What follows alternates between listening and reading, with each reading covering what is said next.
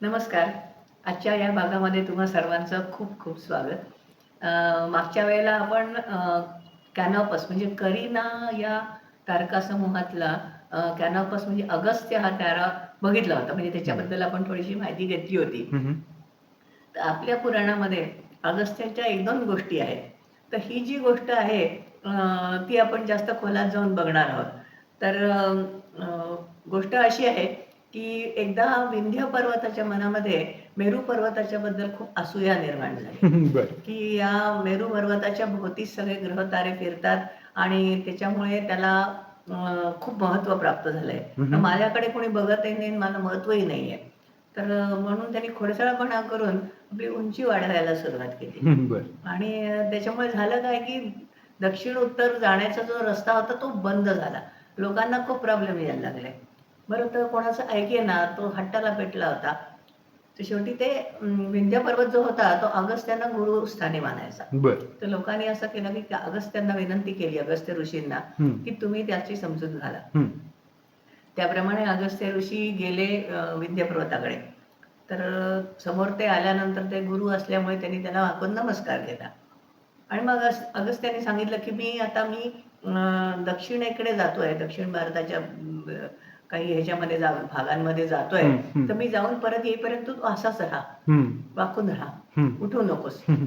तर आता गुरुची आज्ञा म्हटल्यानंतर त्याला ते पाळणं भाग होतं हं. आणि तो तसाच वाकलेला राहिला हं. आणि त्यामुळे झालं काय, की त्याच्यामुळे जी वाट बंद झालेली होती ती मोकळी झाली बरोबर. हां. आणि लोकांना रस्ता मोकळा झाला. हं.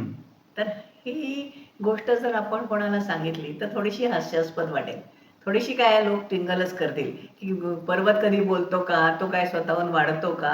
किंवा तो स्वतः वाकेल का? तो गुरुला कसं मानेल किंवा एखाद्या माणसाला तो गुरु कसा मानेल? त्याच्यासमोर तो नमस्कार कसा करेल? हे सगळे प्रश्न हं. कोणाच्याही मनामध्ये येऊ शकतात. हं, हं. पण ह्याच्या पाठीमागे एक दणदणीत शास्त्रीय रहस्य आहे.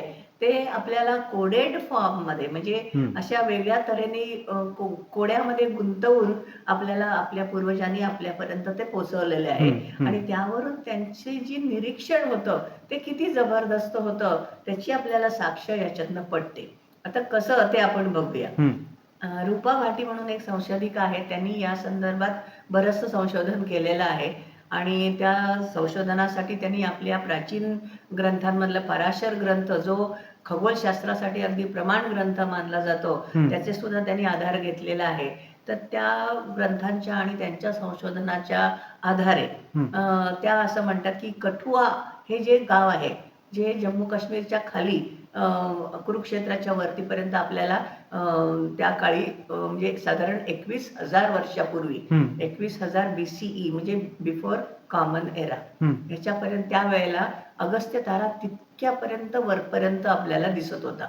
म्हणजे नाही कळलं. थोडंसं सविस्तर करून सांगते. सांगाल? हं. जम्मू काश्मीर हे आपलं जे राज्य आहे, हं. त्याच्या खालच्या लेव्हलला खालच्या बाजूला कठुआ नावाचं गाव आहे. हं, हं. तिथपर्यंत म्हणजे भारताचा जो उत्तर भाग येतो तो बरोबर. नॅचरली. हं. दक्षिण भाग म्हणजे पार हं, कन्याकुमारीपर्यंत हं. आणि अगस्त्य हा तारा जनरली दक्षिणेकडेच दिसतो. तो हं. फार वर दिसत नाही. अच्छा. एरवी आता हां. सुद्धा आपल्याला फार वर क्षितिजाच्या वर अगस्त्य दिसत दिसत नाही. नाही. बरोबर. तर त्या काळामध्ये हं. साधारण 21,000 वर्षांच्या पूर्वी हं. बिफोर कॉमन एरा 21,000 हं. त्या काळामध्ये त्या कठुआपर्यंत ठिकाणाहून दिसायचा. त्या ठिकाणाहून हं. अगस्त्य तारा दिसत होता. बरं, बरं, बरं. हं, हं. तर हे कसं काय? हं.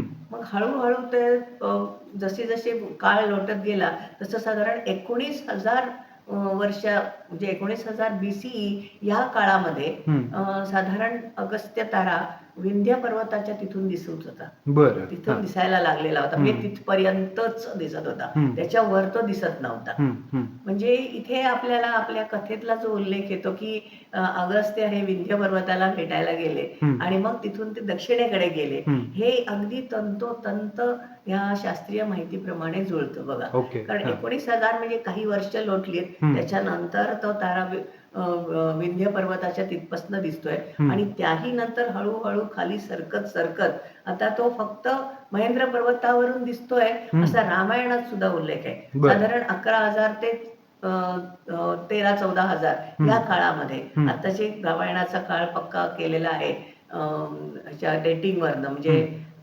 खगोलशास्त्रीय घटनांवरून त्याचं जे डेटिंग केलंय त्याप्रमाणे हा 12,000 वर्षाचा काळ हा राम रावणाच्या युद्धाचा येतो. हम्म, टू बी प्रिसाइज 12,109 का असं काहीतरी आहे. हम्म. तर त्या काळामध्ये राम रावणाचं युद्ध झालं तर त्यावेळेला हा तारा महेंद्र पर्वतावरून दिसत होता बर. आणि तो दक्षिणेला दिसत होता. हम्म, हम्म, आणि त्याची उंची कमी होती. हम्म. म्हणजे आपण हे समजू शकतो की आता आपल्याला आपण पृथ्वीची परांचन गती याच्याबद्दल बरेच वेळेला बोललेलो आहे. बरोबर. हम्म, तर या पृथ्वीची परांचन गती म्हणजे काय, तर पृथ्वीचा जो अक्ष आहे तर तो असा सर्क्युलर मार्गाने फिरतो, गोलाकार मार्गाने तो फिरतो. म्हणजे एखाद्या भोरा, लहान मुलाचा जो खेळणं असतं भोरा, तो भोरा जसा फिरतो तसा तो ऍक्सिस फिरतो आणि त्याप्रमाणे तो जिथे बोट करेल तो आपला ध्रुव तारा असतो. तर तसंच त्या सर्क्युलर मुवमेंटशी दक्षिणेचा अगस्त्य तारा सुद्धा रिलेटेड आहे. हम्म, हम्म. आणि एकेकाळी तो साऊथ पोल म्हणजे दक्षिणेचा ध्रुव तारा म्हणून नोंदवला गेला आहे आपल्याच प्राचीन वाङ्मयामध्ये. हम्म. तर अशा तऱ्हेने या पृथ्वीच्या ज्या परांचन गतीमुळे काही काळापूर्वी अगस्त्य तारा आपल्याला वरती दिसत होता कठुआपर्यंत. त्याच्यानंतर हळूहळू सरकत सरकत तो खालपर्यंत दिसायला लागला. म्हणजे विंध्य पर्वताच्या पर्यंत येईपर्यंत 19,000 BC हा काळ आलेला होता. त्याही नंतर हळूहळू हळू सरकत सरकत सरकत 11,000 12,000 वर्षापर्यंत रामायण काळामध्ये तो महेंद्रगिरी पर्वतावरून दिसत होता. तर महेंद्रगिरी म्हणजे जवळजवळ भारताचं दक्षिण टोक. बरोबर. तिथपासनं आपल्याला अगस्त्य तारा दिसत होता. आता हे सगळं जे काय शास्त्रीय रहस्य आहे म्हणा किंवा काय म्हणता येईल की अगस्त्य तारा कुठे कधी कसा दिसत होता हे किती सुंदर तऱ्हेने आपल्या लोकांनी वेगळ्याच प्रकारे आपल्यापर्यंत ते गोष्टी रूपाने पोहोचवलेले आहे. बरोबर. अर्थात ते कळायला सुद्धा खगोलशास्त्राचं ज्ञानही असायला पाहिजे आणि त्यातलं कूट काय आहे तेही समजायला पाहिजे. पण ही गोष्ट आपल्यापर्यंत आली ह्याचाच अर्थ आपल्याला असं वाटतं की आपण ह्याच्या पाठीमागे काय आहे ते शोधायला पाहिजे. बरोबर. आणि ह्यावरूनच आपल्याला समजतं की आपल्या ज्या पौराणिक ज्या कथा आहेत ज्या वरवर आपल्याला खूप हास्यास्पद वाटतात. आतापर्यंत आपण बऱ्याचशा आधीही बघितलेल्या आहेत पौराणिक कथा, चंद्राची कथा म्हणा किंवा काही. तर ह्या ज्या खूप हास्यास्पद वाटणाऱ्या ज्या कथा असतात त्याच्या पाठीमागे खूप जबरदस्त शास्त्रीय रहस्य दडलेलं असतं. आणि आपण आपल्या मालिकेमध्ये पहिल्यापासूनच म्हणतो आहोत की हे लक्षात राहावं म्हणूनच याची योजना कथांची केलेली आहे. हो बरोबर. आणि उत्तम निरीक्षणं जी आपल्या सगळ्या पूर्वजांनी करून ठेवली तर त्याचा उपयोग आज आपल्याला होतोय निश्चितपणे. मग आता अगस्ती या ताऱ्याबद्दल तुम्ही म्हणालात तर तो तारा हळूहळू खाली जाऊन आपल्याला दिसेनासा होऊ शकतो? नाही, तो कायम वरती दिसतच राहणार आहे. बरं. फक्त क्षितिजाच्या वर पर्यंत थोडा वर येतो तो. हा. पण तो जनरली आपल्याला जर दक्षिण गोलार्धातनं बघितला तर खूप जास्त छान वर दिसतो. पण आजही आपल्याला अगस्त्य तारा आपल्या पुण्यातनं सुद्धा क्षितिजाच्या थोड्या एक 5-10 डिग्री पर्यंत वरपर्यंत आपल्याला दिसू शकतो. नक्कीच नक्कीच. आतापर्यंत आपण अनेक गोष्टी बघितल्या. आज आता प्रत्यक्ष सूर्याचीच गोष्ट आपण बघूया. तर सूर्याची आपल्या पुराणातली गोष्ट अशी आहे की सूर्याच्या पत्नीचं नाव होतं संज्ञा. हा, किंवा काही ठिकाणी संजना असं पण वाचलेलं आहे. तर काही ठिकाणी संज्ञा असं आहे. तर जे काय असेल ते, तर सूर्याच्या पत्नीचं नाव होतं संज्ञा आणि त्यांना 2 मुलं पण होती. त्यांची नाव होती यम आणि यमी. आपण यम आणि यमीची गोष्ट दिवाळीच्या संदर्भात वाचलेली असते. तर ही जी सूर्याची पत्नी होती संज्ञा, तिला सूर्याची उष्णता अजिबात सहन व्हायची नाही. पण एकदा असा काळ आला की तिला ते असह्य झालं तापमान आणि ती चक्क निघून गेली. सूर्याला सोडून ती थंड भागामध्ये अशा एका ह्याच्यामध्ये ती निघून गेली आणि जाताना तिने आपली सावली म्हणजे छाया तिथे ठेवली. बरं, सूर्याला कळलंच नाही ही आपली बायको नाही आहे ती. तो ती आपली बायको म्हणून त्याच्याबरोबर राहिला, तिच्याबरोबर राहत होता. त्यांना एक मुलगा पण झाला, तो म्हणजे शनी. तर हे अशा तऱ्हेने मग खूप उशिरा सूर्य महाराजांच्या लक्षात आलं की ही आपली बायको नाही आहे. तर मग त्यांना लक्षात आलं, त्यांनी विचारलं की मग तू कोण आहेस आणि मग माझी बायको कुठे गेली. तर ती म्हणाली मी छाया, मी तिची सावली आहे आणि ती तुमची बायको जी आहे संज्ञा ती दक्षिण जे थंड भागामध्ये गेलेली आहे. तुमची उष्णता तिला काही सहन होत नाही म्हणून ती थंड भागामध्ये गेलेली. तर त्यामुळे मग सूर्य तिचा पाठलाग करत तिथे जातो. तर तेव्हा त्याला कळतं की तिने घोडीचं रूप घेतलेलं आहे.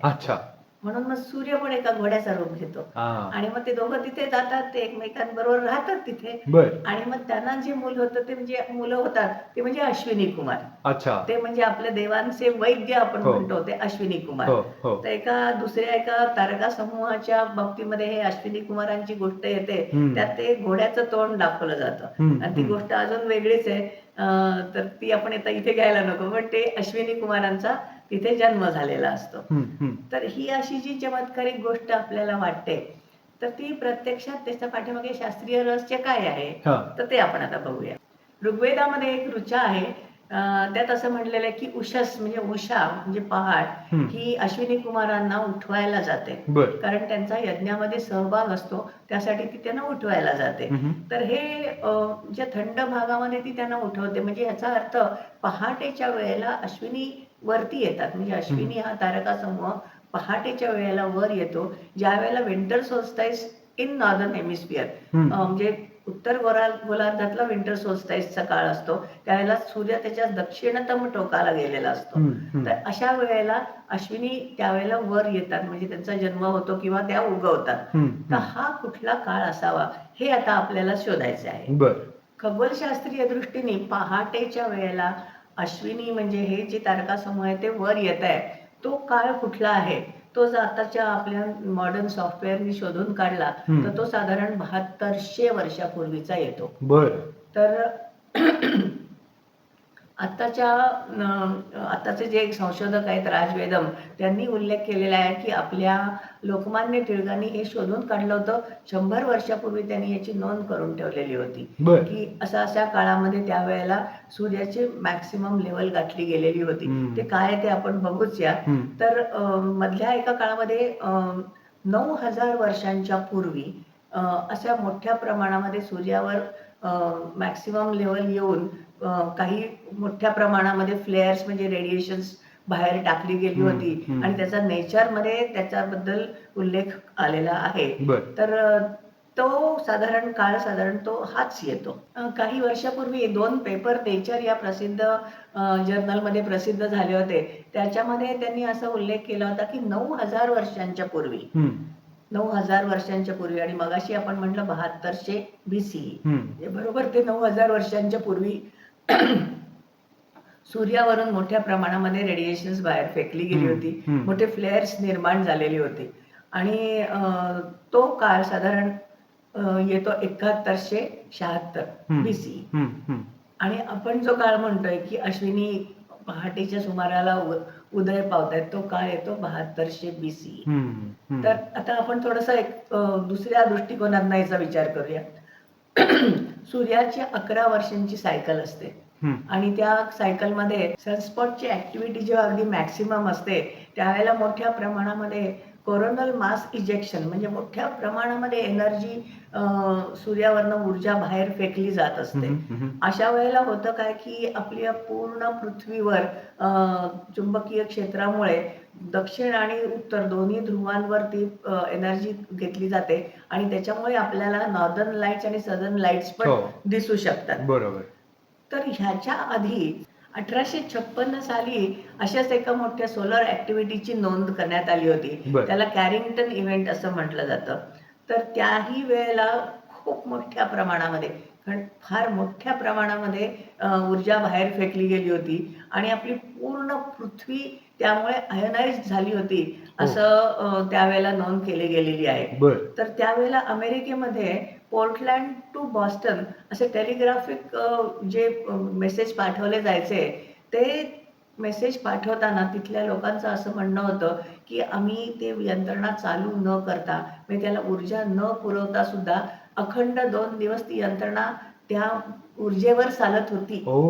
अशी ती पोर्टलँड टू बॉस्टन ही जी टेलिग्राफिक यंत्रणा त्या ऊर्जेने चालू राहिलेली होती. आणि त्याच वेळेला ऑस्ट्रेलियातल्या लोकांचा अनुभव असा होता की त्यांचं म्हणणं होतं की आम्ही रात्रीच्या वेळेला सुद्धा अगदी दिवसाचा उजेड असावा तसं आम्ही त्या उजेडामध्ये पुस्तक वाचू शकत होतो. इतक्या मोठ्या प्रमाणावर ते तेज प्रसारित झालेलं होतं सूर्याचं. आणि ही घटना आहे 1856 मधली. आणि त्याच्यापेक्षा कितीतरी पट मोठी घटना 7200 वर्षांच्या पूर्वी घडलेली, 9000 वर्षांच्या पूर्वी, म्हणजे 7200 BCE मध्ये ही घडलेली आहे, जी आपल्या ह्याच्या पुराणांमध्ये जी नोंदवली गेली आहे, जे अश्विनी त्यावेळेला पहाटे उगवत होती, ही जी वेळ आहे आणि ती वेळ आहे ती बरोबर कोइन्साइड होते आणि त्याच वेळेला खूप मोठ्या प्रमाणावर सूर्यामध्ये उष्णता निर्माण झाली होती आणि म्हणूनच सूर्याच्या पत्नीला संजनाला किंवा संज्ञेला ते सहन न होऊन ती थंड भागामध्ये आलेली होती, म्हणजे विंटर सोल्स्टाईसच्या वेळेला दक्षिणतम भागाला सूर्य जाऊन पोचला होता, तो तेव्हा तिथे जाऊन पोचला आणि हे सगळं जे बरोबर कोरिलेट होतं. म्हणजे आपण ॲस्ट्रॉनॉमिकल इव्हेंट्स, ॲस्ट्रॉनॉमिकल हे नवीन मॉडर्न जी काय म्हणतो सॉफ्टवेअर्स असतात, त्यांनी आपण सिद्ध करू शकतोय की आपल्या पूर्वजांनी जी निरीक्षणं घेतलेली आहेत, जी नोंदवून ठेवलेली आहेत,